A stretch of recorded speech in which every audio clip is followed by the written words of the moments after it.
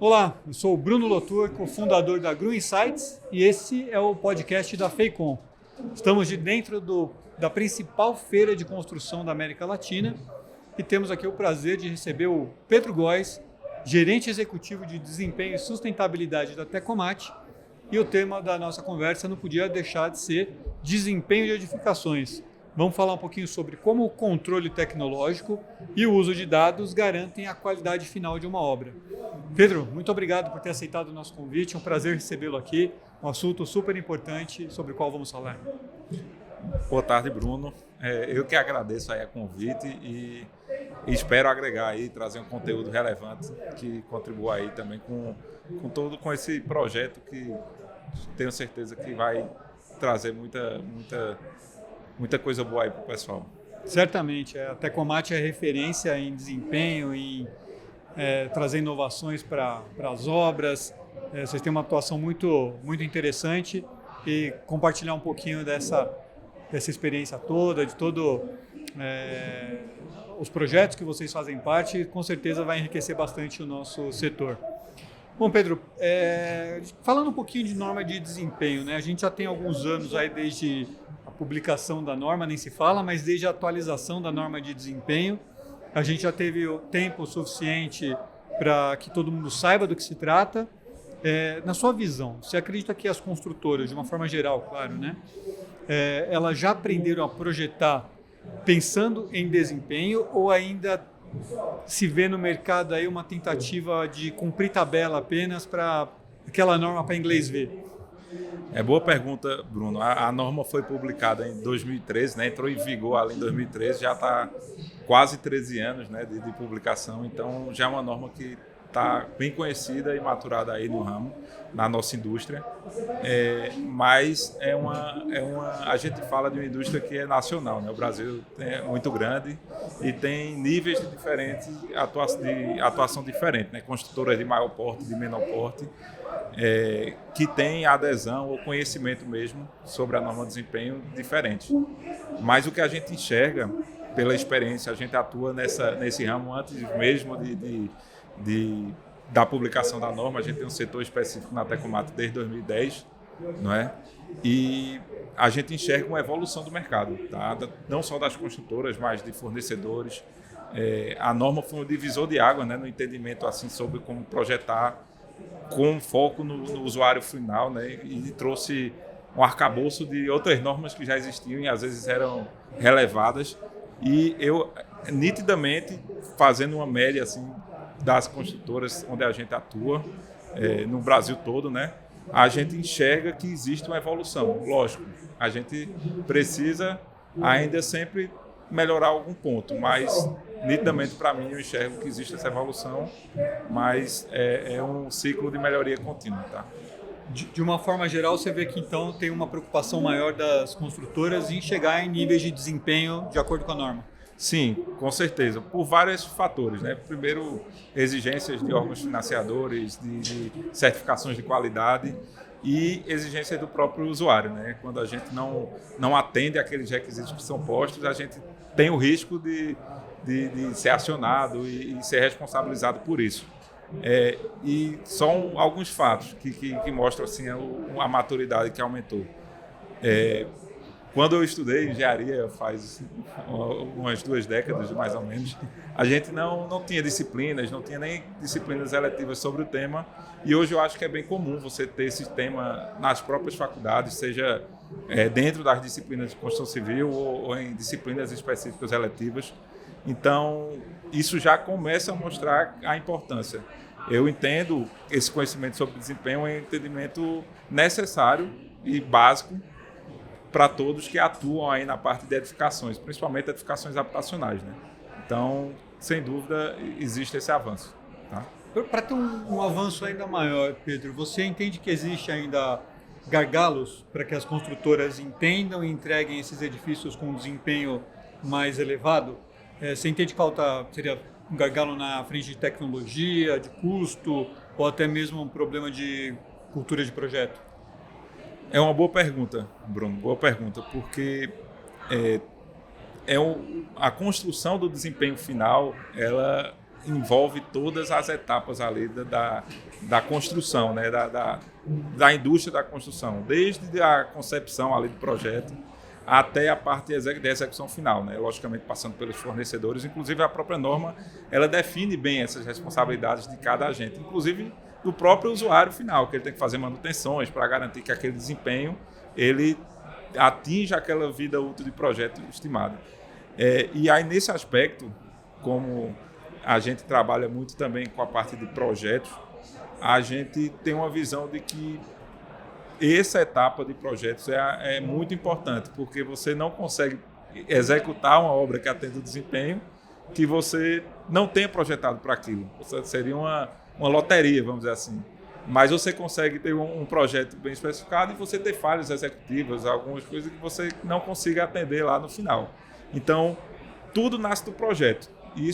Essa cultura ela tem sido melhorada ao longo do tempo, né? Por exemplo, a gente já faz análise de desempenho há mais de 10 anos aí com algumas construtoras e até a etapa onde essas análises de desempenho acústico, térmico, lumínico, elas são feitas na etapa de projeto, elas começaram a ser mais perto da concepção do que a parte de construção. Porque a gente muitas vezes tinha experiência de chegar e fazer análise, só que o prédio já estava com a estrutura pronta. Então as possibilidades de melhorias de intervenção são menores. E aí, isso, lógico, está tudo relacionado com o fornecedor e com o custo. E aí, quando você traz essa análise de projeto mais para o início, você consegue realmente definir a solução baseada no custo-benefício. Eu quero agregar mais valor de desempenho acústico. Eu sei que eu vou ter um estudo aqui de custo-benefício para saber se eu vou realmente fazer aquele investimento ou não. Tá?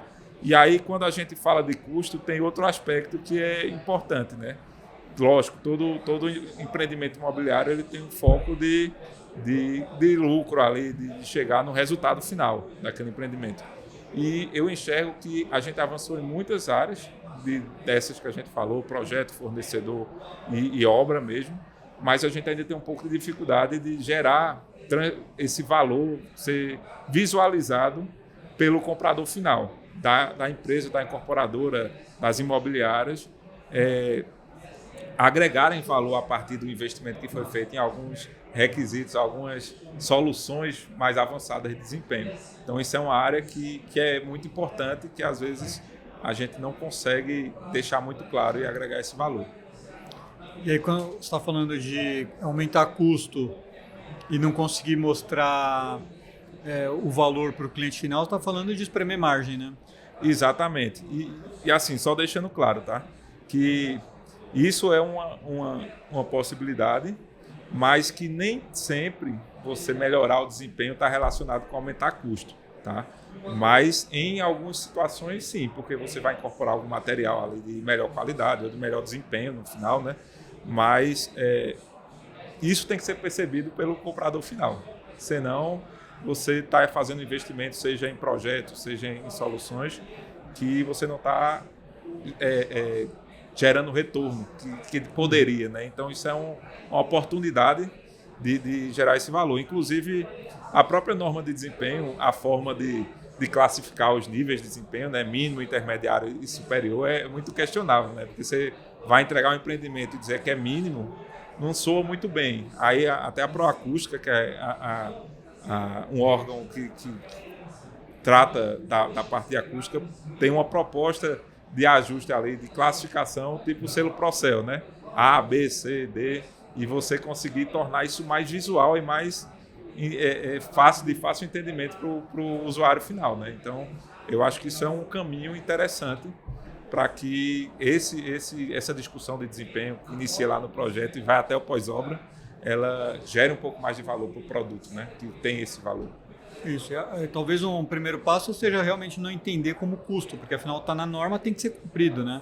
Isso. Tem que ser entregue aquele desempenho mínimo, então já se parte do orçamento com base que vai atender a norma. Né? Exatamente.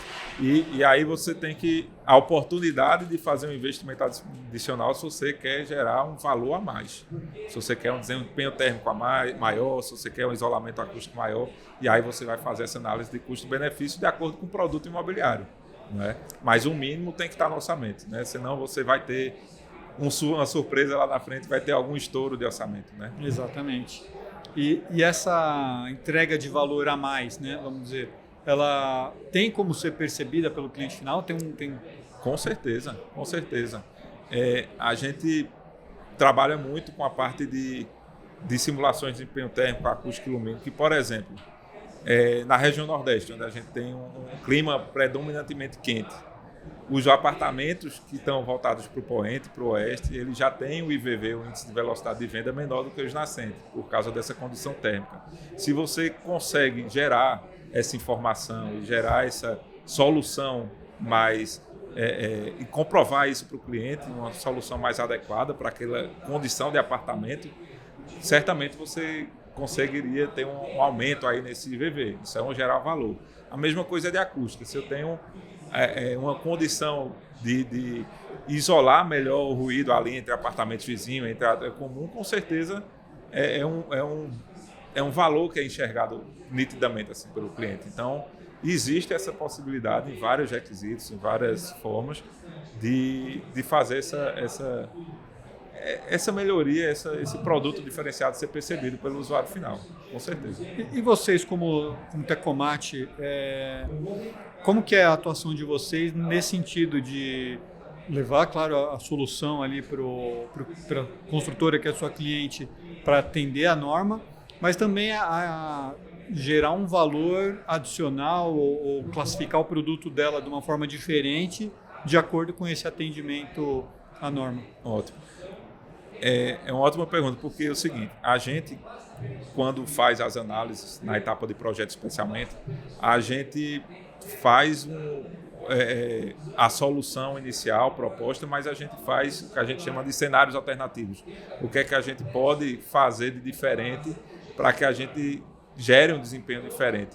E aí isso logicamente, não é uma decisão da gente como consultor, como projetista. Isso é uma pauta que entra na discussão junto com a construtora para ver qual é a melhor solução para o empreendimento. Então, a partir dessas simulações computacionais, na etapa de projeto, onde a mudança ali de soluções é muito mais viável e tem um custo menor, né? A gente consegue dar opções e apoiar na decisão final. Logicamente, isso tem que estar alinhado com as soluções que são possíveis naquela região, com os materiais disponíveis, com o custo, né? É uma avaliação que entra também na avaliação de viabilidade econômica, né? Então, viabilidade técnica, econômica e para chegar na melhor solução. Então, a gente, na verdade, faz esse estudo para dar um apoio técnico para poder tomar a melhor decisão para o produto, para o empreendimento, tá? Você trouxe uma questão interessante, que é da simulação de cenários, né? Para saber que fazer isso na etapa de projeto é muito mais barato do que fazer na obra, né? Não teria nem como. Nesse sentido, como que a tecnologia, tanto o BIM quanto até a própria inteligência artificial, como que pode trazer ou tem trazido benefícios para esse entendimento de como vai ser o comportamento do edifício na operação?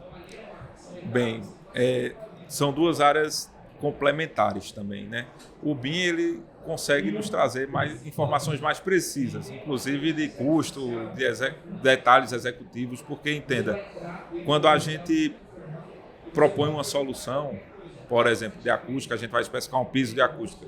Isso vai ter uma interferência em outros sistemas, na impermeabilização, se for área descoberta, impermeabilizada, nas cotas de níveis, que aí vai interferir em estrutura. Então, quando você tem um projeto mais bem detalhado, ou em BIM, por exemplo, você tem condição de ajustar isso um pouco mais rápido e avaliar esses cenários alternativos com um pouco mais de agilidade e, inclusive, o orçamento final, né?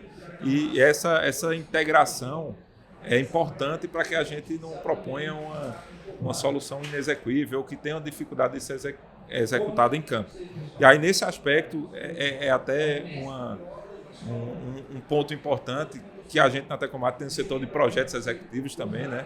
Então, a gente consegue, mesmo não sendo especialista, a gente consegue trocar informações e consegue navegar ali com esses outros especialistas que tem nesse outro setor.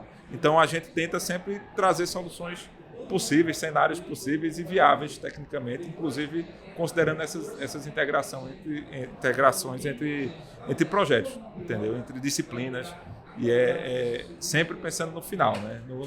No resultado final, porque não adianta a gente botar ali no papel uma solução que seja inviável, muito difícil de ser executada, né? Pedro, esse ponto é interessante, pensando no usuário final, que vai conversar diretamente com as certificações de sustentabilidade, né? Porque elas vão avaliar ali o empreendimento não só ao longo da construção, mas também como ele desempenha no dia a dia.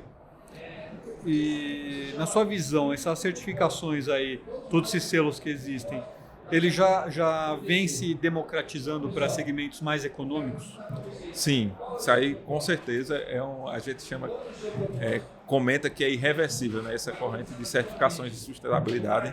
Como eu disse, né, eu me formei um pouco mais de tempo atrás. Eu lembro que a época que eu estudava, a gente tinha as construtoras, incorporadoras que tinham selo de qualidade ISO 9001, ela estampava no tapume da obra, né?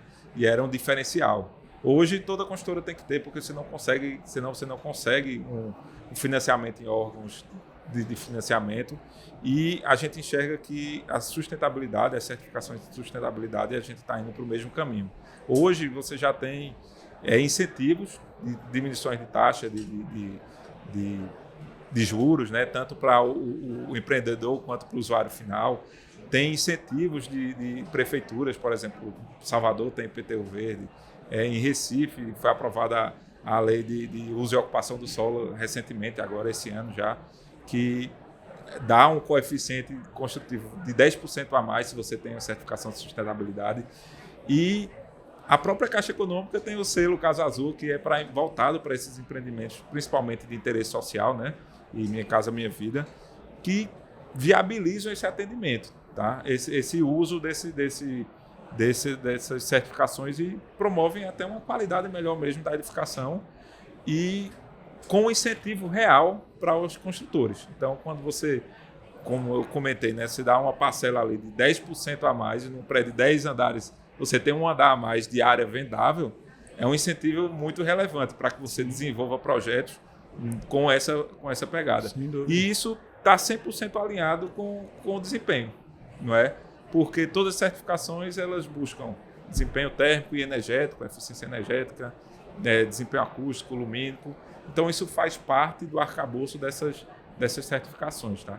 Então essa posicionamento de que certificações de sustentabilidade só estão relacionadas com esses grandes empresariais aqui de São Paulo, que tem aquele ali de ouro, isso está diminuindo e a gente já vê realmente empreendimentos de interesse social mesmo, empreendimentos de médio padrão, buscando essas certificações e conseguindo essas certificações, tá? Pensando no construtor que quer começar ou quer dar o próximo passo aí em busca de mais desempenho nas suas edificações, e até vislumbrando ali uma certificação futura, que conselho você traria para esse construtor? Olha, o primeiro conselho é que isso seja decidido como um ponto de partida do projeto. Eu vou desenvolver esse produto e eu quero ter alcançar essa certificação. Por quê? Por vários motivos. Porque a solução de projeto, como a gente começou, ela já é necessária que seja desenvolvida desde o começo. E também, em geral, para você conseguir esses incentivos, você tem que nascer com o projeto lá no começo, o protocolo do projeto na prefeitura, por exemplo, ou quando você inicia o empreendimento, você já tem que estar com aquele projeto validado. Inclusive, isso é uma vertente ou um direcionamento das próprias certificações, que é você começar a obra com as definições de projeto já bem resolvidas, porque é muito comum, ou era muito comum na construção civil, a gente começar uma obra, estou fazendo a fundação, mas eu ainda nem tenho definido a estrutura dos últimos pavimentos. Então, isso para a certificação de sustentabilidade é muito difícil ou muitas vezes inviabiliza, tá? Então, essa cultura de trazer essa definição de ter a certificação, ela tem que nascer desde o começo do produto. Isso tem que ser definido lá no início do produto, tá? Então isso talvez seja o principal passo, porque pela experiência que a gente tem, para boa parte das certificações não são soluções muito fora do mercado. Você não tem exigências que inviabilizam 100%, porque você vai ter que ter um custo muito maior. Não, a maior parte delas são soluções que já são incorporadas em maior parte das construtoras. Então é mais uma questão de definição preliminar do projeto e ter esse pensamento, esse desenvolvimento lá com um apoio técnico necessário ali desde o começo. Entende? Uma velha história de antecipar decisões, antecipar projetos, né? Os prédios são construídos em 20 dias na China, eles têm 10 meses de projeto antes, né? Exato. E essas definições, elas são importantes para você poder ter essa viabilidade. Porque, imagine, tem um requisito obrigatório do selo Casa Azul da Caixa, por exemplo, que ele exige uma quantidade mínima de área de drenagem. Se você tem um projeto e você já implantou ali, você vai fazer depois, você não consegue mudar mais seu empreendimento ou mudar um pouquinho a lâmina ali, você fazer esses ajustes, porque você já está com o projeto protocolado, você dá esse passo atrás, é muito custoso e muito oneroso do ponto de vista financeiro e de tempo mesmo para o empreendimento. Então, você tem que nascer já com essa ideia, com esse propósito de ter essa certificação. Tá? Perfeito, Pedro. Adorei nosso papo, muito esclarecedor e agradeço o seu tempo, sua disponibilidade de vir aqui conversar com a gente. Espero que a gente possa se encontrar muito mais aí nos nossos eventos. Com certeza, eu agradeço até rápido, né? A gente quando fala um assunto que a gente gosta, assim, que o tempo passa rápido. Debate, passa rápido.